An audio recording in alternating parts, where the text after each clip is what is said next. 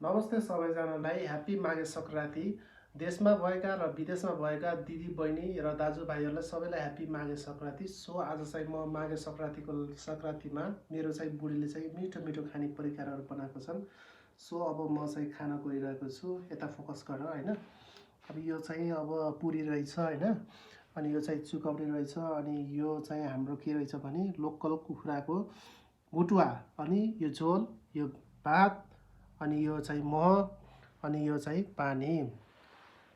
ल साथीहरू, माघे सङ्क्रान्ति चाहिँ राम्रोसँग मनाउनु होला, झैँ झगडा गर्नुहुन्न। अलि तल गराऊ क्यामेरा। अनि झैँ झगडा चाहिँ नगर्नु होला, रक्सी नखानु होला, रमाइलो चाहिँ गर्नु होइन।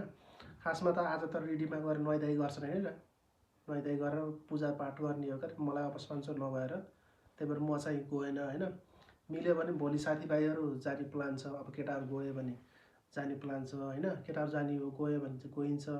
ल माघे सङ्क्रान्ति चाहिँ रमाइलो गर्नुहोस्, नाच्नुहोस्, घरमै साथीभाइहरूसँग भन्नाले फ्यामिलीहरूसँग बसेर रमाइलो गर्नुहोस् होइन। ल यति भन्दै म चाहिँ अब खाना तयार छु होइन। अब यो चाहिँ चुकाउने हो, फर्स्टले चुकाउने है। फर्स्टमा चुकाउनेको टेस्ट गर्छु। बबाल र अनि त्यसपछि यो चाहिँ मासु। कलेज हो के हो यो? झोल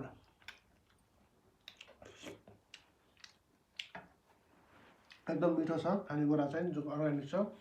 अब मैले यो खाएकै भिडियो बनाउने हो भने त लाग्छ 2-3 घन्टा। अब म चाहिँ भिडियो अफ गर्छु, तपाईँहरू पनि इन्जोय गर्नु। By by.